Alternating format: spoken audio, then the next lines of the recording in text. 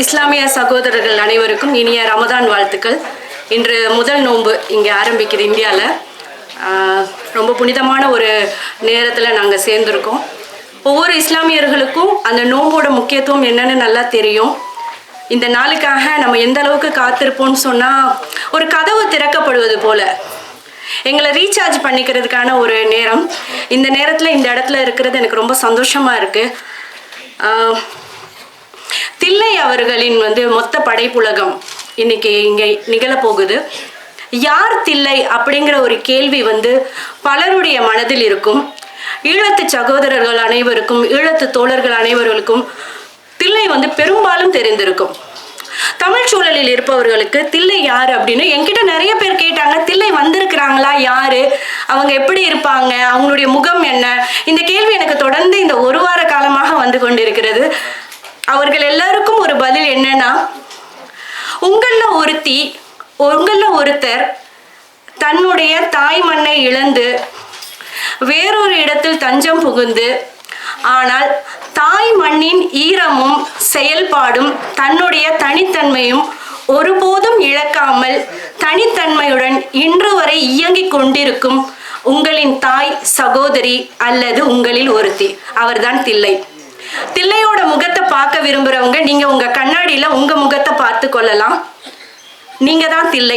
அந்த அளவிற்கு உங்களிடம் இருக்கும் ஒரு மனித நேயம் தான் தில்லை. நானே அவங்கள பார்க்கணும்னு ரொம்ப ஆசைப்பட்டேன். அவங்கள நேரில் சந்திக்கணும், ஒரு முறையாவது அந்த சூட்டோடு அவங்கள அணைச்சிக்கணும் அப்படின்னு ஒரு ஆசைப்பட்டேன். அவங்கள பற்றின கதைகளும் உண்மை சம்பவங்களும் கேள்விப்பட்ட பிறகு எனக்கு அது கிடைக்கும்னு அவங்க வாக்குறுதி கொடுத்துருக்காங்க. ஆனால் கொடுத்த சூழலும் இந்த சூழல்ல தான் உங்களை அணைச்சிப்பேன் அப்படின்னு அவங்க சொன்ன விதமும் என் வாழ்நாள் முழுவதும் நான் அவங்கள பார்க்கவே வேண்டாம் அப்படின்னு தள்ளி வச்சுட்டேன். இன்னைக்கு அவங்களுக்கான கூட்டம். அவங்கள பற்றி மற்றவங்க பேசுறத கேட்கும்போது ஓரளவுக்கு இதை காணொலியாக பார்த்து கொண்டிருப்பவர்களும் நேரடியாக பார்த்து கொண்டிருக்கும் தோழர்களும் அறிந்து கொள்ள முடியும். தமிழ் சூழல்லையும் சரி, ஈழத்து சூழல்லையும் சரி, இன்னைக்கு எந்த ஒரு சூழல்ல இருந்தாலும் சரி, போராடக்கூடிய பெண்களுக்கு ஒரே முகம்தான் இருக்கும். அவங்க அடிக்கடி தனியாக இருக்கும்போது யோசிச்சுப்பாங்க, நமக்கு மீசை இல்லையோ அப்படின்னு நினச்சிப்பாங்க. நமக்கு முதுகெலும்பு இன்னும் கொஞ்சம் உறுதியாக இருந்திருக்கலாம்னு யோசிச்சிருப்பாங்க. குரல் வலை இன்னும் கடினமாக இருந்திருக்கலாம் அப்படின்னு எல்லாம் யோசிச்சிருப்பாங்க. நானும் அந்த மாதிரி சில சூழல்களில் இருந்ததுனால என்னால் அவங்களை இணக்கமாக அறிந்து கொள்ள முடிகிறது. நேரடியாக நிகழ்ச்சிக்கு போகலாம்.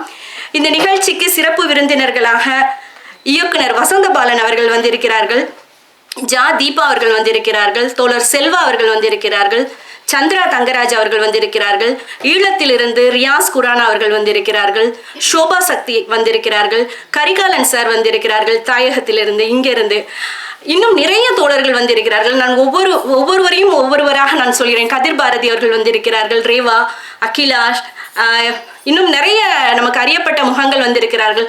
ஹசன் வந்திருக்கிறார், ஹுதா அவர்கள் வந்திருக்கிறார், பாஸ்கர் சக்தி சார் வந்திருக்கிறார், அம்பிகா குமரன் வந்திருக்கிறார், லார்க் அவர்கள் வந்திருக்கிறார், நீலகண்டன் வந்திருக்கிறார். இன்னும் நிறைய தோழர்கள் அறியப்பட்ட முகமாக பார்க்கும்போது ரொம்ப சந்தோஷமா இருக்கு. முதல்ல இந்த நிகழ்ச்சியை ஒரு பாரம்பரிய பறை இசையுடன் தொடங்குவது அதுக்கு சால சிறந்ததா இருக்கும். அவங்களுடைய எழுத்துக்களுக்கு வார்த்தைகளால எப்படிதான் உணர்வை கன்வே பண்ணினாலும் கடத்தினாலும் எனக்கு இந்த நிகழ்ச்சி வடிவமைக்கும் போது அதுக்கு ஒரு பாரம்பரிய கலையோட இருக்கணும்னு சொல்லிட்டு தான் மையம் கலைக்குழுவோட பறை இசையும் திணை நிலவாசிகளுடைய நிகழ்த்துக்கலையும் நான் இதுக்கு வேணும்னு கேட்டு அவங்க கிட்ட அடம்பிடிச்சு வாங்கிக்கிட்டேன். பகு ரொம்ப பிஸியாக இருந்தார். அவர் இப்போ சர்வதேச அளவில் நிகழ்ச்சிகள் நடத்திட்டு இருக்கிறதுனாலையும் உடல்நிலை காரணமாகவும் ரொம்ப யோசிச்சாரு. நான் சொன்னேன், நீங்கள் உங்களுடைய உடல் மொழியை இங்கே காமிக்கிறது மூலமாக ஓரளவுக்கு அந்த எழுத்துக்கள் கன்வே செய்யப்படும், கடத்தப்படும்னு நான் நம்புறேன்னு சொன்னதுக்கு பிறகு அவர் வாசிச்சுட்டு சொன்னார், தோழர் நான் கண்டிப்பாக வர்றேன் பண்ணுறேன்னு சொல்லியிருந்தாங்க. முதல்ல பறை இசையோட தொடங்குவோம். மையம் இசைக்குழு.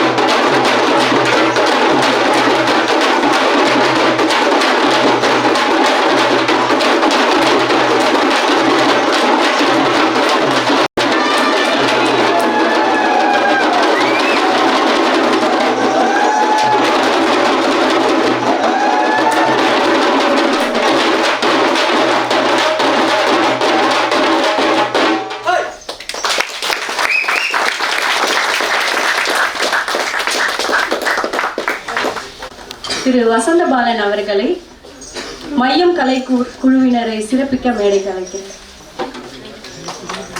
சார் உட்கார்ந்துருங்க சார். தலைவர்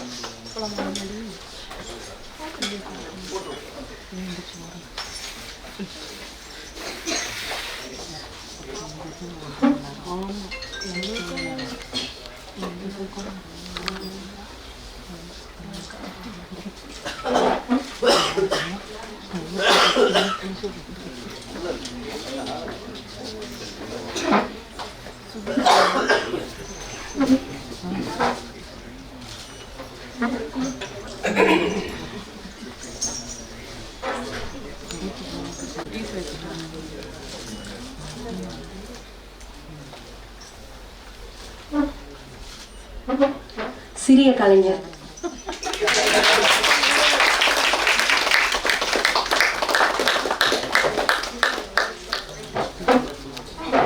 மன்னிக்கவும், உங்களுடைய திட்டமிடாத படாத நேரத்தில் ஒரு நிமிஷத்தை நாங்கள் எடுத்துக்கிறோம். ஏன்னா எங்கே போனாலுமே வந்து மற்ற கலைகளுக்கு வெஸ்டர்ன் கல்ச்சருக்கு இருக்கிற அந்த ரெஸ்பெக்ட் வந்து நம்ம பறைக்கு நிச்சயமாக கிடையாது. அதனால் எங்கே போனாலும் மேடைகளில் வந்து கண்டிப்பாக மைக்கை அடம்பிடிச்சாது நாங்கள் வாங்கிறது எங்களுடைய வழக்கம். எங்களுடைய அறிமுகத்தை வந்து அவங்கவுங்க அப்படியே சொல்லிட்டு போயிடுவாங்க. இது எங்களுடைய ஃபுல் டைம் ப்ரொஃபஷன் கிடையாது. எல்லாருமே வேறு வேறு டிஃப்ரெண்ட் ஃபீல்ட்ஸில் இருக்காங்க. இதில் வர்ற அமௌண்ட் வந்து பல லட்சங்களில் அப்படின்னு நீங்கள் நினச்சிங்கன்னா கிடையாது. மிக குறைவான தொகையில் தான் நாங்கள் வந்து வருவோம். அதுவுமே நிறைய பொருளாதாரத்தில் பின்தங்கி இருக்கிற பிள்ளைகளை வந்து படிக்க வச்சுட்ருக்கோம், படிச்சுட்டு இருக்காங்க. ஸோ எங்களுடைய வருமானம் நாங்கள் சம்பாதிக்கிறது எங்களுக்கு போதுமானதாக இருக்கபடியால் பறையிலேருந்து வரக்கூடியதை நாங்கள் எதுவுமே வந்து எடுக்கிறதில்ல, கருவிகள் வாங்குறது தவிர. இப்போ எல்லோரும் சொல்லிடுவாங்க, நான் பிஏ, MSW, MPhil, இப்போ சட்டம் படிச்சுட்ருக்கேன். நன்றி. என்னோட பேர் ஜோனா. வணக்கம், என்னுடைய பேர் பிரியதர்ஷினி, நான் ஒரு ஃபிசியோதெரபிஸ்ட்.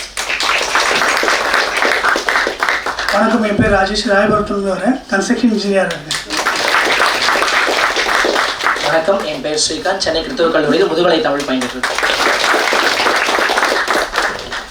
அனைவருக்கும் வணக்கம். என் பேர் சூர்யா, முதுகலை 2ஆம் ஆண்டு, சென்னை கிறிஸ்துவ கல்லூரி தமிழ் பயின்றேன். என்னோட பேர் பாலாஜி, நான் ஒரு டெலிகாம் கம்பெனியில் சீனியர் மேனேஜராக இருக்கேன். அனைவருக்கும் வணக்கம். என் பேர் யோகேஷ், நான் பிஇ சிவில் இன்ஜினியரிங் முடிச்சிருக்கேன், டேட்டா சயின்ஸ் கோர்ஸ் முடிச்சிருக்கேன், ஒரு ஹெல்த் கேர் நிறுவனத்தில் ஒர்க் பண்ணிட்டுருக்கேன். வணக்கம், என் பேர் திலக் பிரபாகரன், நான் காலேஜ் செகண்ட் பிடெக் வச்சுட்டு இருக்கேன். என் பேர் ஆதிரா, செகண்ட் ஸ்டாண்டர்ட். வணக்கம் பிரதர், என் பேர் கோகுல், நான் வந்து ஒரு MNC நிறுவனத்தில் சீனியர் மேனேஜராக ஒர்க் பண்ணுறேன். அவங்க சொல்லலைனாலும் நான் பேச வைக்கலாம்னு நினச்சிட்டு இருந்தேன். அவங்க நிகழ்ச்சிக்கு உண்மையிலே ஒப்புக்கொள்ளும் போது கேட்ட தொகை வந்து அப்போ நான் யோசித்தேன், இதுக்கு இவ்வளோ செலவு பண்ணணுமா அப்படின்னு நினச்சேன். ஆனால் உண்மையிலேயே மனசார சொல்கிறேன், இந்த கலையை பார்த்த பிறகு எவ்வளோ வேணாலும் கொடுக்கலாம். அது ஒவ்வொரு தடவையும் அந்த கலைக்கான மரியாதை அப்படி தான் இருக்குது. ஒருத்தர் கூட முகத்தை சுருக்கவே இல்லை, சிரிச்சுக்கிட்டே பண்ணினாங்க. அவங்க கைகள் வந்து நாட்டியம் ஆயிடுச்சு. அதெல்லாம் விட நான் யோசித்தேன், என்றைக்கோ செத்து போன அந்த மாடு இன்னைக்கு நம்ம கூட பேசிகிட்டு இருக்கு, அதோட தோளால் நம்ம கிட்ட பேசிகிட்டு இருக்குன்னு நினைக்கும் போது அவ்வளோ சந்தோஷமாக இருந்தது. நன்றி மையம் குழுவினர் அவர்களுக்கு. அடுத்து வந்து சிறப்பு விருந்தினர்களை வந்து மேடை கலைக்கிறோம். அதுக்கு முன்னாடி ஒரே நிமிஷம் டைம் கொடுங்க. அவர்களை அழைக்கிறேன். சந்திரா வந்து கவிதைகள், கதைகள் அதிகமாக எழுதிய, எல்லாராலும் அறியப்பட்டவர். உதவி இயக்குனராக ராமிடம் பல ஆண்டுகள் பணிபுரிந்திருக்கிறார். ரொம்ப முக்கியமாக பருத்தி வீரனில் வந்து பணிபுரிஞ்சிருக்கிறாரு. கல்லன் என்ற ஒரு திரைப்படத்தை எடுத்திருக்கிறார். அவருடைய சோளம், மிக முக்கியமான மிளகு போன்ற அதிகமான முக்கியமான நூல்களை வந்து அவங்க எடுத்துட்டு வந்திருக்கிறாங்க. எல்லாராலையும் அறியப்பட்ட சந்திரா தங்கராஜ் அவர்களை முதலில் மேடை கலைக்கிறேன்.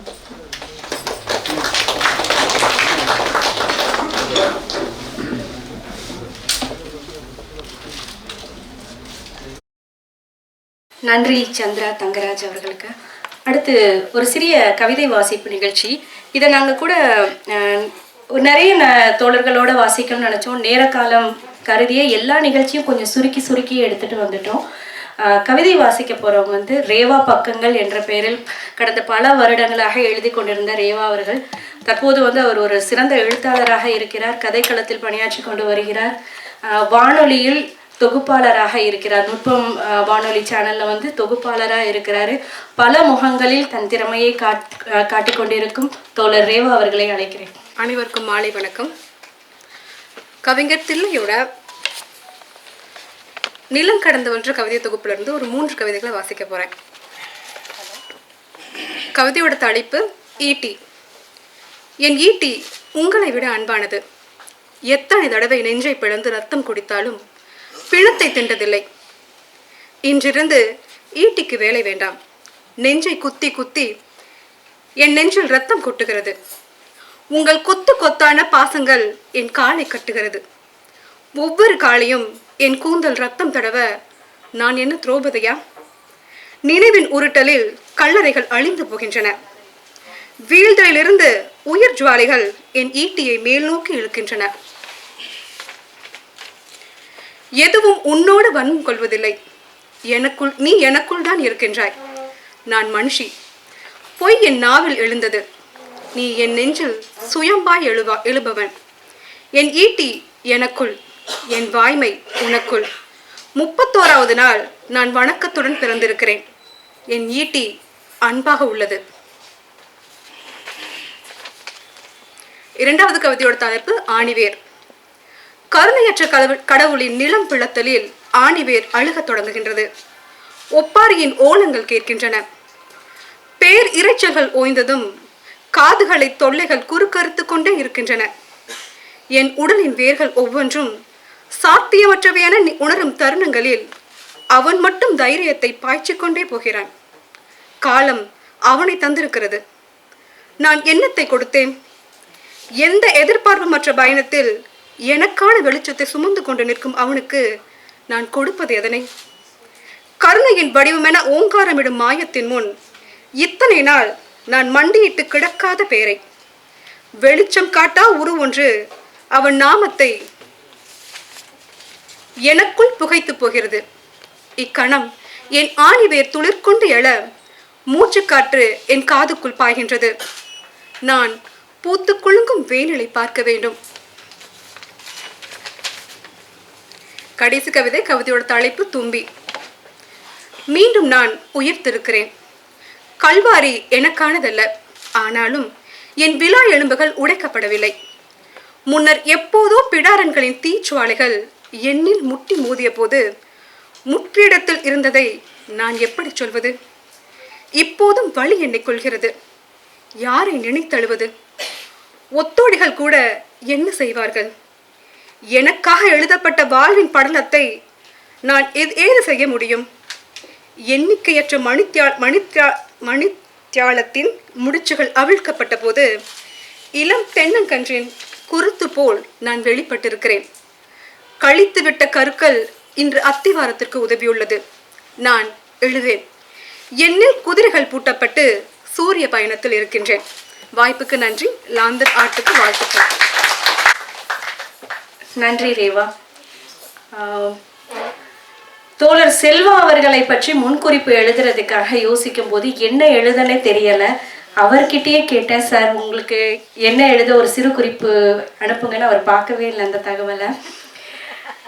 ஏன்னா இப்போ எந்த சேனல்ல திறந்தாலும் போராட்ட களம் என்றாலே முதல்ல முன்னாடி நிற்கக்கூடிய ஒருவர், முதல்ல உள்ள போகக்கூடிய ஒருவர், தொடர்ந்து எந்த பிரதிபலனும் இல்லாமல் தாக்கப்பட்ட, அநீதி இழைக்கப்பட்ட ஆதிக்க வர்க்கத்திற்கு எதிராக தொடர்ந்து குரல் கொடுக்கின்ற என்னுடைய தோழர் செல்வா அவர்கள் இந்த கவிதைகளை பேசுவதற்கு மிகச் சரியான நபர் என்று நான் அவர் மீது மிகப்பெரிய நம்பிக்கை வைத்து அழைத்தேன். அவரும் என்கிட்ட வந்து மறுக்கிறதுக்கு என்னென்னமோ காரணம் சொன்னார். எடுத்துட்டு வந்தாச்சு. தோழர் செல்வா அவர்களை அழைக்கிறேன். நன்றி தோழர் செல்வா. இப்போ புரிஞ்சிருக்கும்னு நினைக்கிறேன் ஏன் செல்வா தோழர் இங்கே சரியா இருந்தார் அப்படின்னு சொல்லிட்டு. புரட்சியும் போராட்டமும் எழுதுவதற்கென்று சிலர் இருக்கின்றோம், அதை வந்து காட்சிப்படுத்துறதுக்குன்னு சிலர் இருக்கிறோம், அதை வாசிக்கிறதுக்குன்னு இருக்காங்க. இதுக்கும் எங்களுக்கும் சம்மந்தம் இல்லை. 3 வேளை சாப்பாடு இருக்குன்னு தூங்கி எழுந்திருக்கிறவங்களும் இருக்கிற இந்த சூழல்ல தான் தனக்கு கொஞ்சம் கூட சொந்தம் இல்லாத எந்த புரட்சி என்றாலும் எந்த களம் என்றாலும் முன்னாடி ஓடி போய் நிற்கிற செல்வா போன்ற நபர்கள் வந்து நமக்கே தெரியாம நம்ம கூடயே இருக்கிற ஒரு ஆர்மி மாதிரி இங்கே. நான் நினைப்பேன் இந்த போராட்டத்துக்கும் இவருக்கு சம்மந்தமே இல்லையே. ஏன்னு சொன்னேன்னா அவங்கெல்லாம் அங்கே இயங்குறதுனால தான் கொஞ்சமாவது சின்ன சின்ன உரிமைகள் நமக்கு கிடைச்சிட்ருக்கு அப்படின்னு நான் நம்புகிறேன். நன்றி தோழர் செல்வா. அடுத்து வந்து தாயை திண்ணி இந்த நாவல் வந்து இந்த வருஷம் புத்தக காட்சியில் தான் வெளியில் வந்துச்சு. அதிகமான விற்பனையும் இருந்தது, அதிகமாக பேசவும் பட்டது. அந்த நாவல் குறித்து பேசுகிறதற்கு நான் தீபாட்டை கேட்டுக்கிட்ட போது அவங்க ஒரு 2 நாள் டைம் கொடுங்கலாம் தான், நிறைய வேலை இருக்குது அப்படின்னு சொன்னாங்க. அப்புறம் நான் சொன்னேன் புக்கை அனுப்புகிறேன் நீங்கள் பாருங்கள். நாங்கள் சும்மா புரட்டினாங்க 300 இது மாதிரி புரட்டிட்டு, ஐயோ நான் விடவே மாட்டேன், நான் இதை கண்டிப்பாக பேசுகிறேன் அப்படின்னாங்க. அதுவே எனக்கு ரொம்ப சந்தோஷமாக இருந்தது.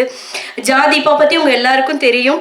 மேதையின் குரல்கள், ஒளி வித்தகர்கள் போன்ற புத்தகங்களை எழுதினவங்க. அவருடைய மறைமுகம் சிறுகதை தொகுப்பு வந்து ரொம்ப முக்கியமானது. இப்போது விகடனில் திரையெல்லாம் செண்பகப்பூ மற்றும் பல பணிகளுக்கு இடையில எங்களுக்காக ஒப்புக்கொண்டு வந்திருக்கிறார். தீபா அவர்களை மேடை கலைக்கிறேன். உண்மையில வந்து ஒரு கதை இப்படித்தான் உள்வாங்கப்படணும் அப்படின்னு தோணுது. ஏன்னா பெரும்பாலும் தன்னுடைய சொந்த அனுபவத்துல வந்து அதிகமான வேதனைகளை அனுபவிச்சவங்க தன்னுடைய வாழ்க்கை வரலாறை எழுதும்போது அதை வாசிக்கக்கூடிய வாசகர்கள் ஒரு துளி கூட கலங்கிடக்கூடாதுங்கிறதுக்காக அப்பப்போ நெகிழ்ச்சியாகவும் கொஞ்சம் நம்மளைய சிரிக்க வச்சிருவாங்க. அதுதான் ஒரு தாய் மனசு. அதை வந்து தில்லை பண்ணியிருக்காங்க அப்படிங்கிறது தெரியுது. அதை ஒரு தீபா சொன்ன மாதிரி அதை ஒரு பாடமாவோ இல்லை அனுபவ கட்டுரையாவோ கூட நம்ம எடுத்துக்கலாம். மிக்க நன்றி தீபா. அடுத்து வந்து ஒரு நிகழ்த்துக்கலைக்கு பிறகுதான் நாங்கள் வந்து திரு வசந்தபாலன் அவர்களிடம் மைக்கை கொடுப்போம். ஏன்னா நான் அவர்கிட்ட சொல்லிட்டேன், சார் நீங்கள் வந்து சிறப்புரை நீங்கள் முழுசாக இருக்கணுங்கிறத விட உங்களுக்காக மற்றவங்க உட்காந்துட்டு இருக்கணும் அப்படின்னு நாங்கள் விரும்புகிறோம். திணை நிலவாசிகள் பற்றி சொல்லணும்னு சொன்னால் அவங்க இதுவரைக்கும் எனக்கு தெரியலை 1000 தொற்றுக்குன்னு நினைக்கிறேன். ஆயிரக்கணக்கான அனாதை பிணங்களை சொந்தமாக ஏற்றுக்கொண்டு அதற்கான இறுதி மரியாதை செய்து கொண்டிருப்பவர்கள் இன்று வரை 1000 கடந்திருக்கும் இல்லையா தோழர்? 5000 அனாதை பிணங்களை வந்து அவங்களுக்கு விரும்பின மாதிரி எரிக்கவும் செஞ்சுருக்காங்க, அடக்கவும் செஞ்சுருக்கிறாங்க. இதுதான் முதல்ல பகு அவங்க கிட்ட எனக்கு கவர்ந்தது. அதுதான் அவங்க எனக்கு அனுப்பிட்டு இருப்பாரு வாட்ஸ்அப்பில். ஏன்னா நம்ம எந்த சூழலில் நம்மளுடைய இறுதி மூச்சு போகுங்கிறது தெரியாது. சொந்தங்கள் சூழ இல்லைன்னா நண்பர்கள் சூழ போகணும்னு வேண்டிட்டு இருப்போம். அதுக்கு பிறகு வந்து தூய்மை பணியாளர்களுக்காக அவர்கள் தொடர்ந்து நிகழ்ச்சிகள் நடத்திட்டு இருக்காங்க. என்னுடைய லாடம் புத்தகம் வரும்போது திரும்ப அவர்கள் வெளியிட்டாரு. அப்போ வந்து ஈசல் அப்படிங்கிற ஒரு கவிதை வந்து நிகழ்த்துக்கலையாக நடத்துனாங்க. அப்படி நடத்தும் போது அதோட ப்ராக்டிஸ் வந்து ஒரு பார்க்கில் வச்சு நடத்திட்டு இருந்தாங்க. நான் சும்மா பார்க்கலாமா அப்படின்னா நான் வந்து ஒரு ஆர்வ கோளாறு தோழர், நான் பார்க்கணும்னு அவரை தொந்தரவு பண்ணி போய் நானும் என்னுடைய நண்பர்களும் பார்க்கும்போது லிட்ரலி அங்கே வந்து எனக்கு கண்ணுலேருந்து மாலையாக கண்ணீர் வடியுது. அவரே சிரிச்சிட்டு கேட்குறாரு, இது நீங்கள் எழுதின கவிதை தானேன்னா நான் எழுதின கவிதை இல்லை, அது வேற மாதிரி இருக்குது. தில்லையோட கவிதையை அவங்க என்ன பண்ணியிருக்கிறாங்கன்னு நாங்கள் இடையில 2 நாள் முன்னாடி கூட தோழர் வீடியோ அப்படின்னு இந்த மாதிரி எல்லாருமே உடல் நலம் இல்லாமல் இருக்கிறோம், ஆனால் உங்களுக்காக ஒரு வீடியோ அனுப்புகிறோம்னாங்க. நான் அது ஒரு தடவை ப்ளே பண்ணிவிட்டு அப்படியே வெளியில் வந்துட்டேன். ஏன்னா இந்த மேடையில் அதை பார்க்கணும் அப்படிங்கிறதுக்காக முதல்ல நிகழ்த்துக்கலையை பார்ப்போம். பகு அவர்களின் திணை நிலவாசிகள்.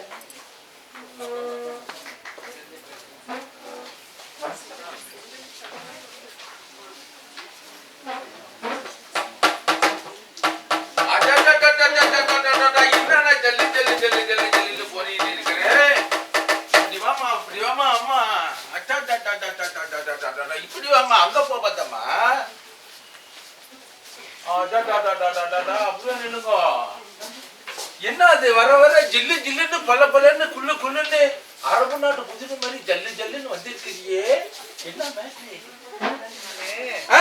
பாட்டு பாட போறேன். பாட்டா? ஆமா. என்ன பாட்டு? டான்ஸ் ஆட போறேன். நாட்டுக்கு சேவை வந்து நாடு பார்ப்போம். நாட்டுக்கு சேவை செய்ய நகரிக கோமாளி வந்தேனுங்க. ஆமா வந்தேனுங்க. அது மாடி பாட்டு பாடி சேவை செய்ய வந்தேனுங்க. ஆமா வந்தேனுங்க. மதுரையில் இருந்து வந்தேனுங்க. ட்ரெயின் விட்டு இறங்கி வந்தேனுங்க. ட்ரெயினை விட்டு இறங்கி வந்தேனுங்க. ஆட்டோவில வந்தேனுங்க. ஆட்டோவில வந்தேனுங்க. மயிலாப்பூருக்கு வந்தேனுங்க மயிலாப்பூருக்கு வந்தேனுங்கோ டான்ஸ் ஆட வந்தேனுங்க டான்ஸ் ஆட வந்தேனுங்கோ அந்த பாட்டு கூட சேவை செய்ய அப்ப அந்த பாட்டு ஆட்டங்கான வந்து இருக்கும் ஆட்டம் பார்க்க வந்திருக்கும் அனைவருக்கும் வணக்கம் ஆட்டம் பார்க்க வந்திருக்கும் அனைவருக்கும்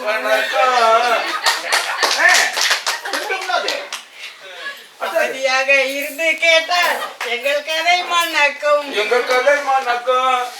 பெரியோர்களே அதாகப்பட்டது தாய்மார்களே குழந்தைகளே உங்கள் அனைவருக்கும் மாலை வணக்கம் நான் இப்பொழுது திணை நிலை வாசிகள் சொல்லிட்டீங்க. இப்போ திணை நில வாசிகள் என்ன செய்ய போறாங்கன்னா தில்லைன்னு ஒரு அம்மா எழுதுன நிலங்கடந்தவள் விடாய் தாயை திண்ணி இந்த கவிதை நூலில் இருந்து 10 முத்தான கவிதைகள் எடுத்து என்ன செய்ய போறாங்க?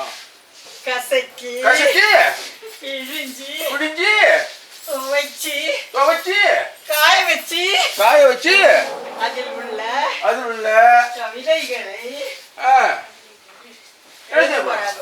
ஆமா. அதாவது தாய்மார்களே பெரியவர்களே என்ன விஷயம்னு கேட்டீங்கன்னா உலகம் பூரா அன்பும் அமைதியும் சமாதானமும் இருக்கணும்.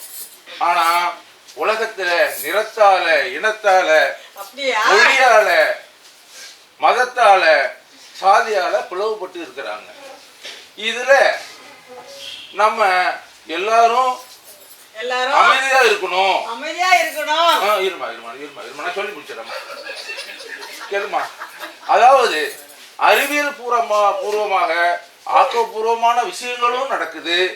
அறிவியல் மூலமாகவே அணு ஆயுதங்களும் தயாரிக்கப்பட்டு உலகத்துல என்னென்ன நடக்குது பாருங்க. இஸ்ரேலும் பாலஸ்தீனத்துக்கும் சண்டை, இலங்கையில சண்டை, சண்டை இனத்தால சண்டை, என்ன ரஷ்யாவுக்கும் உக்ரைனுக்கு சண்டை. இத மாதிரி சண்டையால உலக பொருளாதாரமே அழியுது, மக்கள் பாதிக்கப்படுறாங்க. இதெல்லாம் தில்லைன்னு அந்த அம்மா கவிதை எழுதியிருக்காங்க. இந்த கவிதையில இருந்து நம்ம திணைநிலை வாசிகள் நாடகம் நடத்த போறாங்க. அது சரி, நான் உனக்கு ரொம்ப நாளா சொல்லிக்கிட்டே இருக்கிறேங்க. இங்க வா போவாங்க. இன்னும் மேட்ரு நம்ம மேட்ரு முடியுதா? இந்த ப்ரொபோசல் ஏற்றுக்கோ, வாங்கிக்கா. எதுக்கு பூ தர போறீங்க?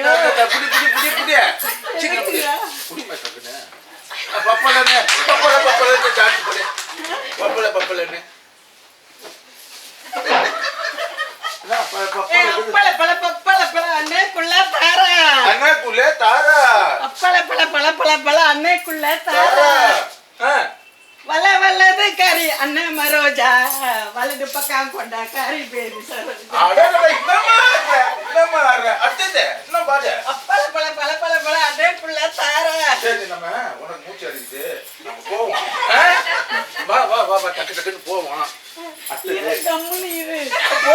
கொஞ்ச நாள் 5 நிமிஷம் விட மாட்டேன்.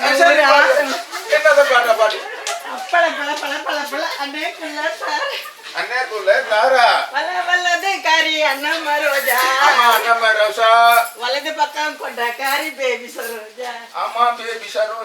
என் மூஞ்சிக்கு நான் ஓட்டேன் நீ ஏன் கட்டிக்க மாட்டேன். என் மூஞ்சிக்கு நான் ஓட்டேன் நீ ஏன் கட்டிக்க மாட்டேன். கட்டிக்கிறேன் கோபமா கேட்ட வணக்கம் வணக்கம்.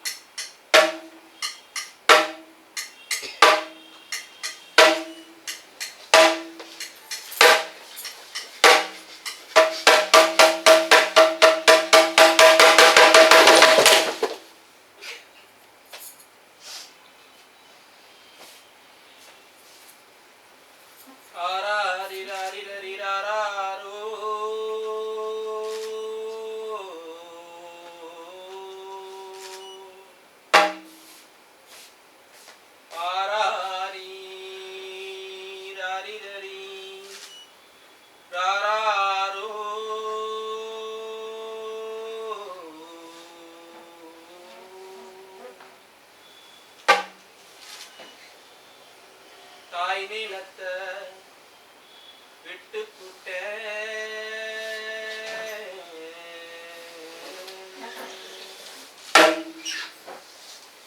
ஆராரி ராரி ரரி ராரோ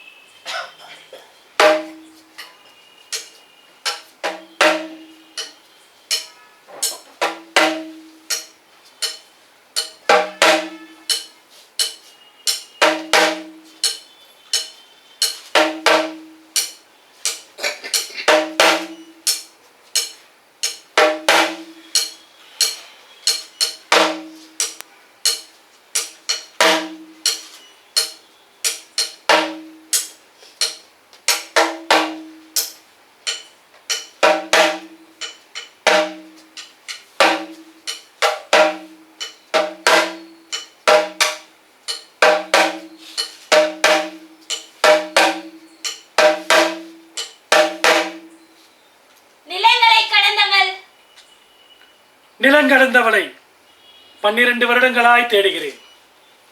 அவள் தலைக்கருப்பை இதுவரையும் நான் காணவில்லை.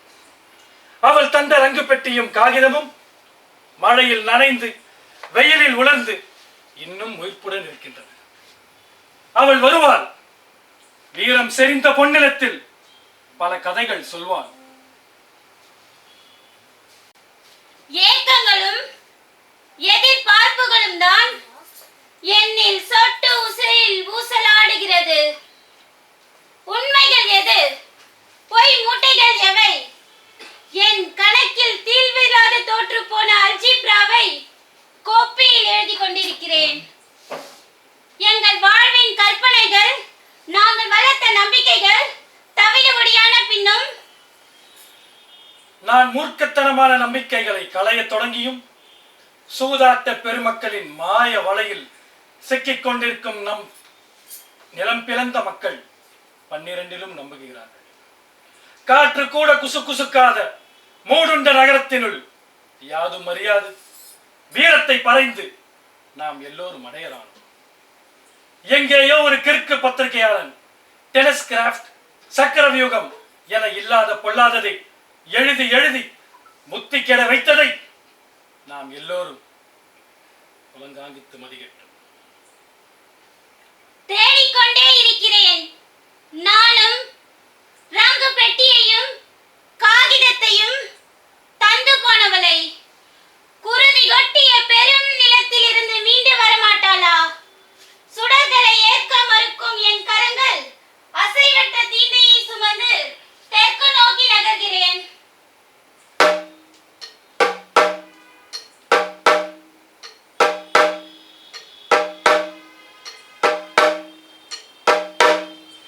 கோபத்தை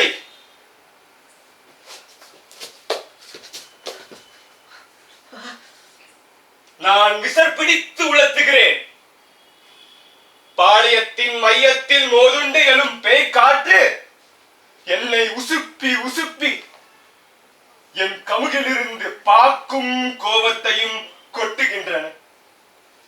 சாமத்திய குடத்திலும் கண்ணகியின் மடையிலும் விரிந்திருந்த கமுகம் பாலைகள் மின்னி மின்னி பூச்சியாய் பறக்கின்றன.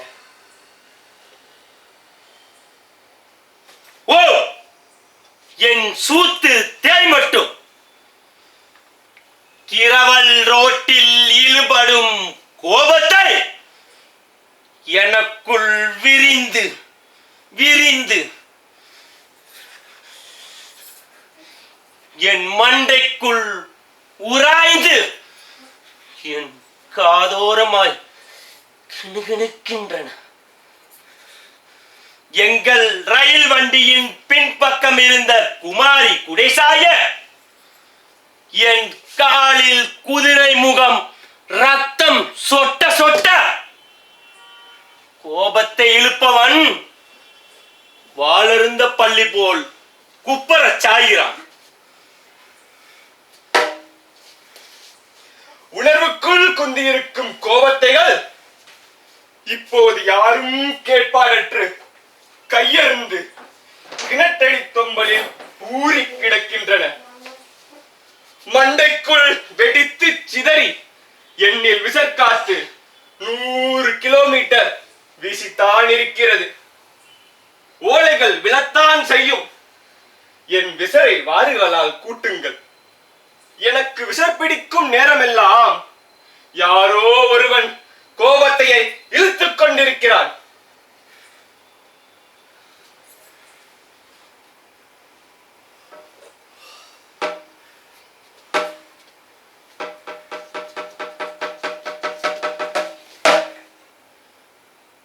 ஈட்டி, என் ஈட்டி உங்களை விட அன்பானது. எத்தனை தடவை நெஞ்சை பிளந்து ரத்தம் குடித்தாலும் பிணத்தை திண்டதில்லை. இன்றிருந்து ஈட்டிக்கு வேலை வேண்டாம். என் நெஞ்சை குத்தி குத்தி என் நெஞ்சில் ரத்தம் கொட்டுகிறது. உங்கள் கொத்து கொத்தான பாசங்கள் என் காலை கட்டுகிறது.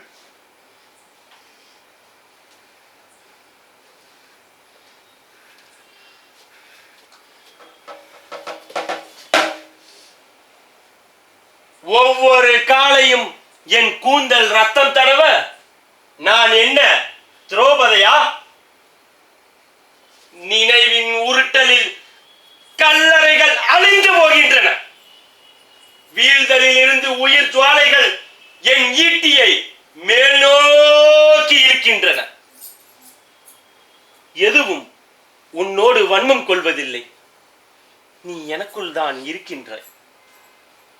நான் மனுஷி, பொய் என் நாவில் எழுந்தது. நீ என் நெஞ்சில் சுயம்பாய் எழுபவன். என் ஈட்டி எனக்குள், என் வாய்மை உனக்குள். 31வது நாள் நான் வணக்கத்துடன் பிறந்திருக்கிறேன். என் ஈட்டி அன்பாக உள்ளது. தும்பி, மீண்டும் நான் உயிர்த்திருக்கிறேன். கல்வாரி எனக்கானதல்ல. ஆனாலும் என் விழா எலும்புகள் உடைக்கப்படவில்லை. முன்னர் எப்போதோ பிடாரன்களின் தீ சுவாலைகள் என்னில் முட்டி மோதிய போது முற்றிடத்தில் இருந்ததை நான் எப்படி சொல்வது? இப்போதும் வலி என்னை கொல்கிறது. யாரை நினைத்தழுவது? ஒத்தோடிகள் கூட என்ன செய்வார்கள்?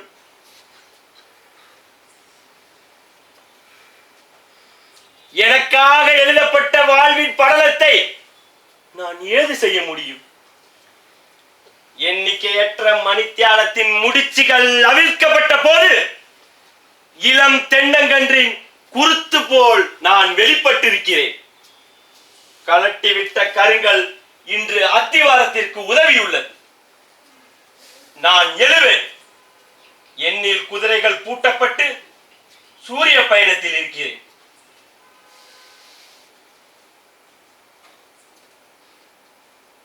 மரணத்தை நினைவுறுத்தும் கண்ணீர் நடுநடுங்கும் விரல்களை இறுக பொத்தி துயரங்கள் நிறைந்த பனிக்குளிரில் அவன் நினைவாய் மூழ்கிறது. ஒரு காலத்தில் உன்னையும் அவர்களையும் கிளர்ச்சியூட்டிய எனது உதடுகளில் எந்த உணர்ச்சியும் இல்லை. அழிக்கப்பட்ட எண்ணற்ற உடல்களும் ஆக்கிரமிக்கப்பட்ட நிலங்களும் இன்னும் இன்னும் துயர் வலிக்க சூழ்கிறது. ஆனால் உன் மரணத்தை நினைவுறுத்தும் கண்ணீரும் என் வாழ்தலுக்காய் காத்திருக்கும் நானுமாய் மிஞ்சி இருக்கிறது காலம். எரிந்தும் நூறாத தனல்.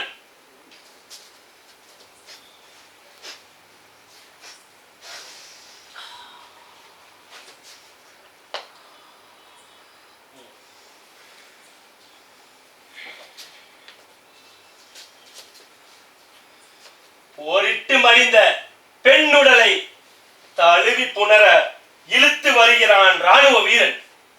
திமிரியல பெண் உடலில் ஆடையும் இல்லை, அசைவும் இல்லை. அடி, கொள்ளு, அச்சமூட்டும் ஓசைகள் மட்டுமே. கணம் ஒன்றில் யோனியை தின்று திமிரிய குறியனாய் ராணுவ வீரன். அறையும் குறையும் என இணையங்களில் வீழும் பெண்ணுடன். மன்னம்பேரி, கோணேஸ்வரி, சாரதாம்பாள், கிருசாந்தி என இன்னும் பல நாமங்களாய் என்னுள் இறங்குகிறது.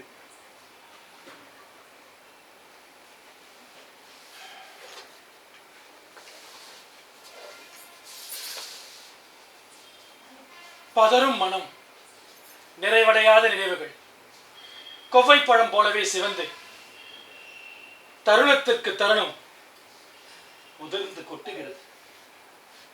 மனம் கடலாய் இறைந்து இறைந்து ஆகாய விரிகையில் கிடையாய் கிடந்து உழத்தி உழத்தி உடல் முழுதும் பறந்து விரிகிறது.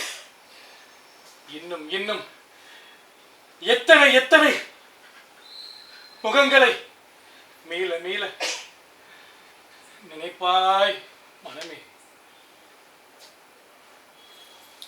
குருதியின் நிறமுடையது விடுதலை, குருதியின் நிறமுடையது விடுதலை. ரத்தமும் சதையுமாய் யுத்தம், ரத்தமும் சதையுமாய் யுத்தம். எங்கள் வாசல் கதவருகே, எங்கள் வாசல் கதவருகே விடுதலையை வைத்திருக்கிறது, விடுதலையை வைத்திருக்கிறது. தாய் நிலத்தின் மீட்புக்காய் மரணத்தை தழுவ, தாய் நிலத்தின் மீட்புக்காய் மரணத்தை தழுவ, எல்லை கிராமத்து அரணுக்குள், எல்லை கிராமத்து அரணுக்குள் அவனுடைய இரவுகள் கடந்து போகிறது, அவனுடைய இரவுகள் கடந்து போகிறது. ஒவ்வொரு நாளும் அவன் செய்திக்காக என்னுள் ஒளிந்திருக்கும் அழுகை என் தலைமேல் கல்லாய் விழுகிறது, என் தலைமேல் கல்லாய் விழுகிறது. எனினும் உயிர்களை கொள்பவர்களின் கொடிய நகரங்களில், அச்சம் தரும் முகாம்களில் சிறைப்பட்டவர்களுக்காக என் மீட்பனை நினைத்து காற்றில் பயணம் செய்கிறேன். நிலங்கடந்தவள் வருவாள். கருப்பு சரித்திரம் வாழ்தலின் மையம் தொலைத்த இரு பாலஸ்தீன யுவதிகளை கண்டேன். என் கண்களை போன்று அவர்களுடைய கண்களும் பூமிக்குள்ளே தாழ்ந்திருந்தன. ஒட்ட ஒட்ட வெட்டப்பட்ட அவர்களுடைய புன்னகை போன்று என்னுடைய புன்னகையும் பூமிக்கே தாழ்ந்திருந்தது. ஒரு தேசத்தின் கடலை தந்த என் கண்களை போன்று அவர்களுடைய கண்களும் பூமிக்கே தாழ்ந்திருந்தது. என்னை போல் அகதிகள் தேசத்தில் மொழி தெரியாத இரு முகங்களும் என்னை அணிந்திருந்தன. வாழ்விலும் மரணத்திலும் அவர்களைப் போலவே நானும் இருந்தேன். இரு தேசங்களின் கருப்பு சரித்திரமாக.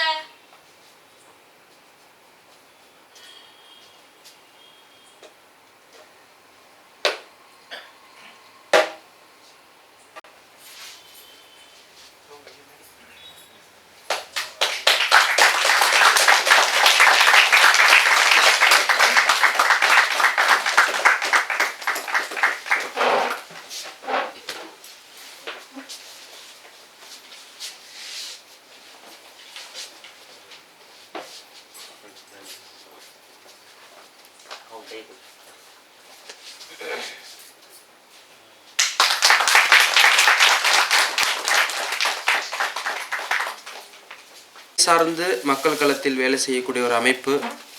கலையாலும் கல்வியாலும் நம் சுதந்திரத்தை எட்ட முடியும் என்ற நோக்கில் நாங்கள் தொடர்ச்சியாக ஒரு 10 வருடங்களுக்கு மேலாக பயணித்து வருகிறோம்.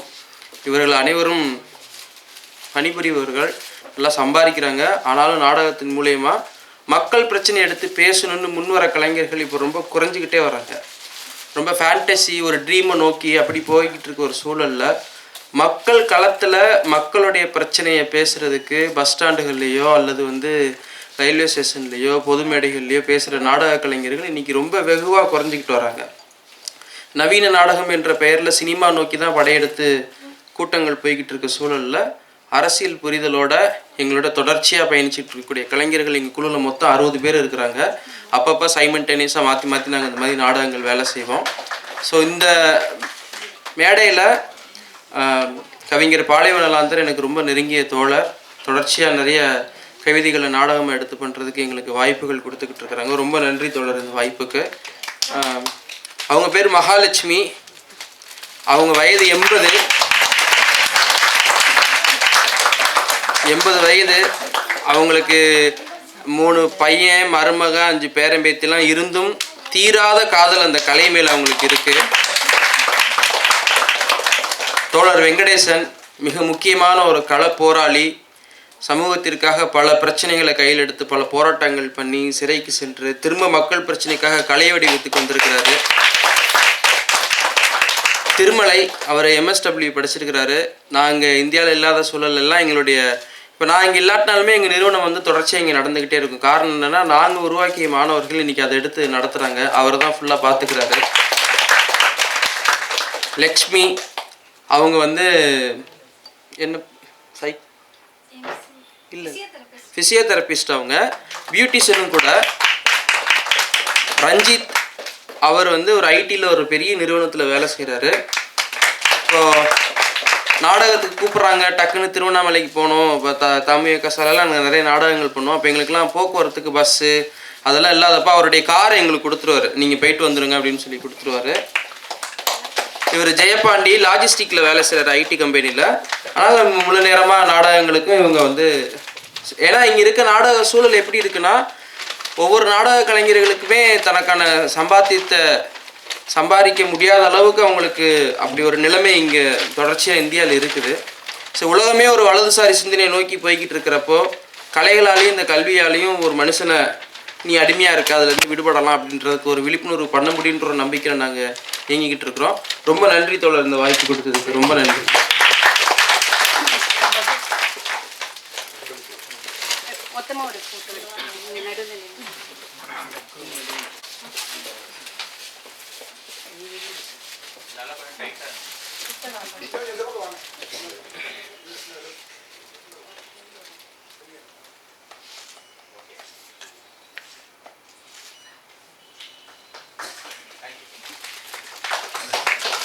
மிக்க நன்றி.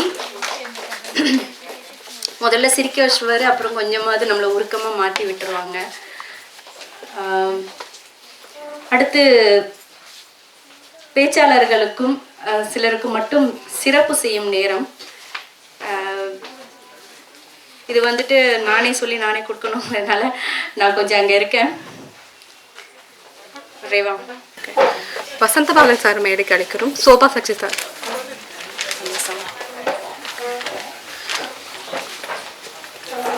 சோபா சக்திதார் வசந்தபாலன் சாருக்கு நினைவு பரிசு வழங்குவார்.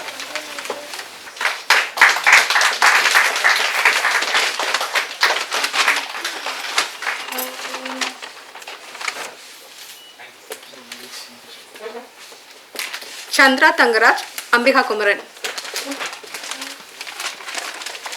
வழங்குவார்.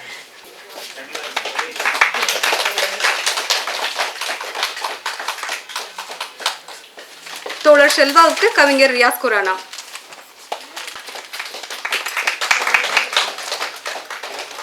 எழுத்தாளர் ஜா தீபாவுக்கு கவிஞர் கரிகாலன் நினைவு பரிசினை வழங்குவார்.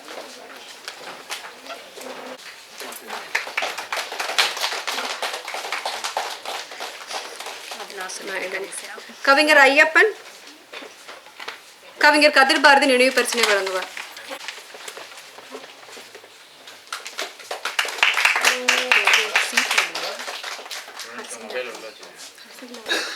எங்களோட ஸ்ருதி டிவிக்காக பாஸ்கர் சக்தி சார் கூப்பிடுறோம்.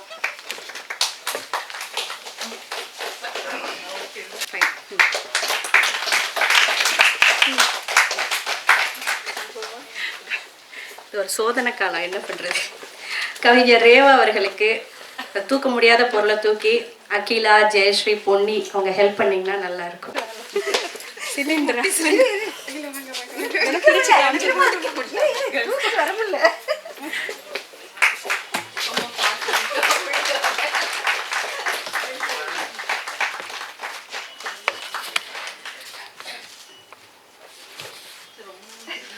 நன்றி. அது அவங்களுக்கு தான், உங்களுக்கு கிடையாது. கிட்டத்தட்ட நிகழ்ச்சியோட முடிவுக்கு வந்துட்டோம். இன்னும் சின்ன சின்ன விஷயங்கள் தான். மிக முக்கியமாக வந்து இயக்குனர் வசந்த பாலன் பற்றி ஒரு 2 நிமிஷம் பேச வேண்டியது இருக்குது. என்னென்னா, தில்லை அவர்கள் வந்து இந்த நிகழ்ச்சிக்கு சிறப்பு அழைப்பாளராக யாரை அழைக்கலான்னு சொல்லும்போது எனக்கு வந்து அவங்க சொன்னதை நான் இங்கே அப்படியே சொல்கிறதுக்கு ட்ரை பண்ணுறேன். எனக்கு இது பேராசையாக இருக்குமான்னு தெரியலை. அவரை எனக்கு ரொம்ப பிடிக்கும். அவர் வந்தார்னா நான் ரொம்ப மகிழ்ச்சி அடைவேன். ஆனால் அது நடக்குமான்னு தெரியலை, வாய்ப்பு இருக்கான்னு தெரியலை, சாத்தியமானு தெரியலை. இருந்தாலும் நான் அந்த பேரை சொல்கிறேன் அப்படின்னு சொல்லிட்டு வசந்த பாலன் அப்படின்னு சொன்னாங்க. நான் சொன்னேன் 2 நாள் முன்னாடி தான் நாங்கள் அவரை வந்து புத்தக நிகழ்ச்சியில் நானும் அவரும் சேர்ந்து ஒரு புத்தக வெளியீடு செய்தோம். எனக்கு அவர்கிட்ட நான் வந்து பேச முடியும்னு நினைக்கிறேன், எண் வாங்கி பேசுகிறேன் அப்படின்னு சொல்லிட்டு முயற்சி செஞ்சேன். தில்லை, உங்களுடைய கனவில் சில கனவு நடந்திருக்கும்னா அதில் ஒரு கனவு இதுவாக இருக்கும். பிறகு வந்து ஒருத்தர் முடிவு பண்ணின பிறகு நம்ம யோசிக்கும்போது இது வந்து அப்படியே இயற்கையா இல்லைன்னா இட்ஸ் கேஆஸ் தியரியா என்னன்னு எனக்கு சொல்ல தெரியலை. ஒரு அநீதி மாதிரியான ஒரு திரைப்படம், வெயில், அங்காடி தெரு, ஆல்பம் எல்லாமே வந்து எங்கேயோ ஒரு கனெக்டிவ் இருக்கிற மாதிரியே இருக்குது. சமீபத்தில் தலைமை செயலகமாக இருக்கட்டும், காவிய தலைவனாக இருக்கட்டும். எனக்கு காவிய தலைவனில் சில காட்சிகள் வந்து உள்ளுக்குள்ளே இருக்கிற ஈகோவை அப்படியே பிடுங்கி எடுக்கிற மாதிரி இருக்கும். அப்போ நான் நினச்சேன், இது வந்து திட்டமிட்ட செயலா இல்லை இயற்கையாக நடத்தியதா அப்படின்னு தெரியலை. எனக்குமே வசந்த பாலன் சாரை ரொம்ப பிடிக்கும். சில நிகழ்ச்சிகளில் பார்க்கும்போது அப்படியே டக்குன்னு கடந்து போயிடுவோம். நியூ இயர் அப்போ டிஸ்கவரியில் பார்க்கும்போது 2 நிமிஷம் பேச முடியுது. சிலரோட நம்ம வந்து நிறைய பேச ஆசைப்படுவோம். ஆனால் கிட்ட போய் நின்னோன்னா எப்படி இருக்கீங்க, நல்லா இருக்கீங்களே தவிர வார்த்தைகளே வராது. அப்போ வீட்டுக்கு போனதும் நினைப்போம், உனக்கு கிடைச்ச ஒரு நல்ல சந்தர்ப்பத்தை விட்டுட்டியே, கூட 2 வார்த்தை பேசி இருக்கலாமே அப்படின்னு நினைப்போம். அதுக்கான காலம் வந்து அது இனிமேதான் அமையும் போல இருக்குது, அது தெரியலை. அந்த வகையில் தில்லையோடு சேர்ந்து நானும் இந்த கனவை கண்டு இருக்கேன் அப்படின்னு நான் நம்புகிறேன். திரு வசந்த பாலன் அவர்களை மரியாதையுடன் மேலே கருகிறோம். மிக மிக நன்றி. 2 மிக, ஒன்று என்னிடமிருந்து, ஒன்று தில்லையிடமிருந்து. ரொம்பவுமே ஒரு மாதிரி ஆயிடுச்சு நிலைமை. ரொம்ப நம்ம சாதாரணமாக நினச்சிட்டோம்ல, பெண்களோட வழிகளை வந்து பெண்கள் மட்டும்தான் உணர்ந்து கொள்வாங்க, அவங்க மட்டும்தான் பேச முடியும்னு. எப்பயாவது இந்த மாதிரி ஆண்கள் வாயிலேருந்து வரும்போது, செல்வா மாதிரி, வசந்த பாலன் மாதிரி ஆண் குரலில் கேட்கும்போது எங்களுக்கு வந்து ரொம்ப நம்பிக்கையாக இருக்குது. எதிர்காலத்தின் மீது கொஞ்சம் நம்பிக்கை அதிகமாக இருக்கிறது. மிகவும் நன்றி வசந்த பாலன் சார் அவர்களுக்கு. அடுத்து வந்து ஒரு சின்ன இது மட்டும் இருக்குது. காரையன் கதன் என்னும் சகோதரன் ஈழத்திலிருந்து, அவன் இந்த நிகழ்வில் வந்து வர முடியலை. அவன் மீது தில்லையின் மீது மாறா பற்றும் அன்புமுடைய சகோதரன். அவன் வந்து சிவலிங்கம், வசந்த், தாய்ப்பரன், துஷ்யந்த் இவங்க 2 பேருக்கும் தாயத்தினி நூலை வந்து இந்த மேடையில் கொடுக்குறோம் சொல்லி கேட்டிருக்காரு. அந்த நூலை கொடுக்கறதுக்கு என்னுடைய தோழர் ஹுதா அவர்களை மேடைக்கு அழைக்கிறேன். வந்து பொடியர்கள் வரவும்.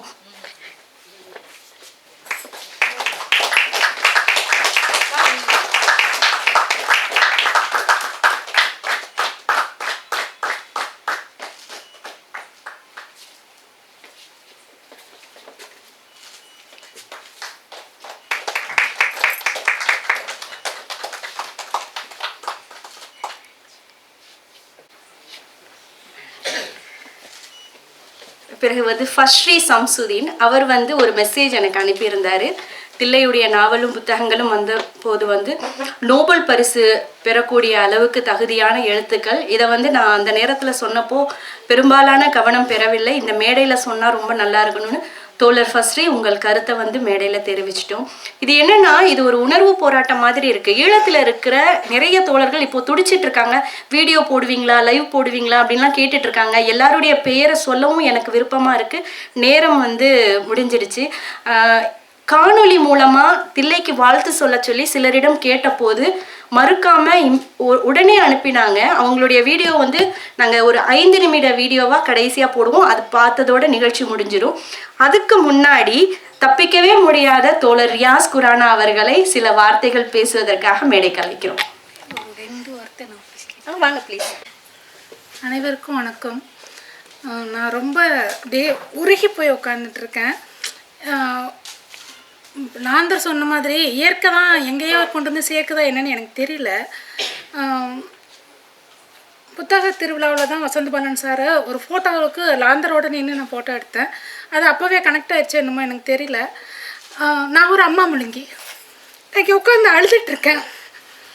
அந்த 3 பேர் என்கிட்ட இருக்காங்க. தில்லை இருக்காங்க, லலித் இருக்கா, 3 பேர் என்கிட்ட இருக்காங்க.